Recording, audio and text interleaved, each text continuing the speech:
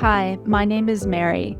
Hi, my name is Ronnie, and we're with the Sul Ross State University Counseling and Accessibility Services Office. Today, we are going to discuss with you a sensitive but very important topic. This is the topic of suicide prevention and awareness. We're going to walk you through a PowerPoint presentation regarding this topic. If this training becomes triggering or upsetting at any point for you, just hit pause and come over to our office, Ferguson Hall, room 112. We're happy to walk you through the training individually. So next, we're going to talk about some of the myths regarding suicide prevention and awareness. One of the most common myths we hear is that talking about suicide will only increase the likelihood of thoughts and gestures. What we know is that research shows that you talking to someone about this topic will not cause them to think about or attempt suicide, and they have already been thinking about it. The next myth we hear is that no one can stop suicide. What we know is research shows that it is one of the most preventable forms of death if others are willing to intervene. The next myth we hear is only mental health professionals can help prevent suicide. What we know is anyone can help prevent someone from dying by suicide if they're willing to reach out and help that person.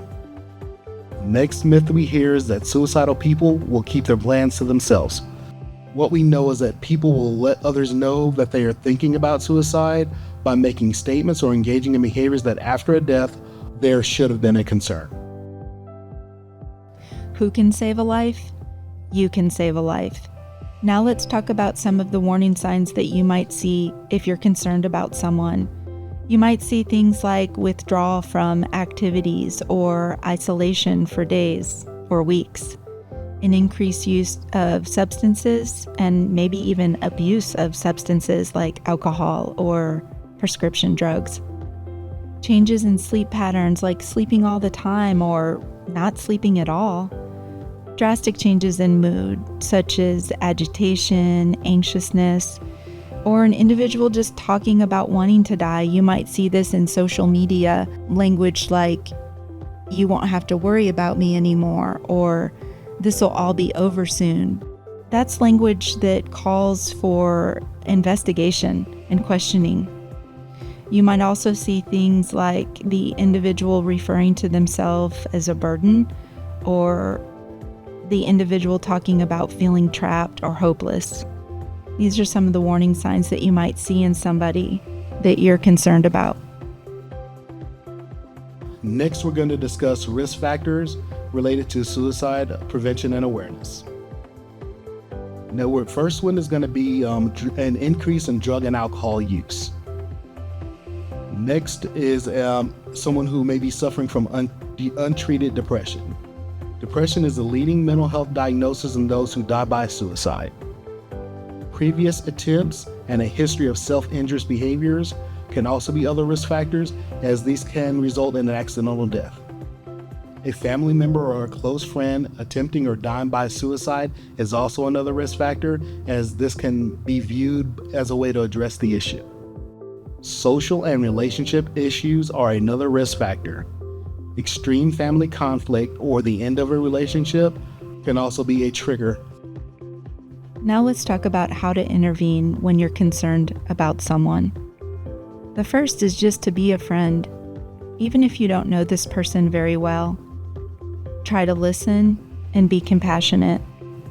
Provide empathy and support. Be willing to walk them over to the counseling office and maybe stay in the lobby while they're sitting with a mental health professional. If they're not willing to, say, for example, leave the location that you're at, then you could call the crisis line and we'll provide that number here. Hold their hand and stay with them until their safety is secured. You can also notify your RA or UPD. This is just a general training today, but if you would like more information on how to help, keep in mind that we do provide through our Counseling Accessibility Services Office a mental health first aid training. This is an 8-hour training, and we offer one in the fall and one in the spring in collaboration with the Psychology Club. You can also attend your own personalized training through our office. Just walk in the door and we're happy to provide more in-depth information around suicide prevention and awareness. Next, we're going to discuss overdose awareness and Narcan. Drugs we're going to talk about are going to focus on opioids and the complications related to those. Did you know that the most lethal opioid is fentanyl, which is 50 to 100 times more lethal than heroin? The risk of overdose increases when someone is using drugs alone, as there could be no one there to help them if they do overdose. Decreased frequency of use is also another risk factor, and this occurs after a period of abstinence. Using opioids with other medications is also another risk factor, as the person could be unaware of the interactions. Mixing several drugs together is also a risk factor, as people may be not aware of the complications related to that. Someone who has just been released from jail or a detox facility is also at decreased risk, similar to someone who has decreased the frequency of use. Someone who is sick, as there is also at increased risk, as their immune system and strength has been compromised.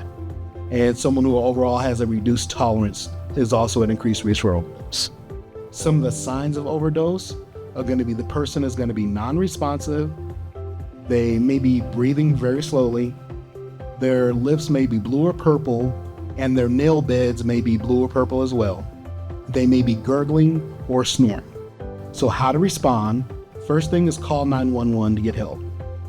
Next is administering Narcan. Some of the RAs will have it.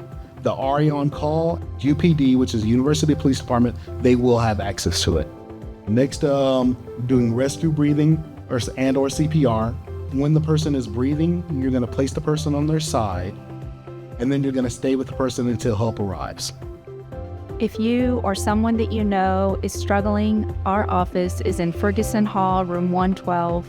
Our phone number is 432-837-8203. We're going to list on the screen now resources that are also available to you. Thank you for taking time with this important topic with us. We're here to help.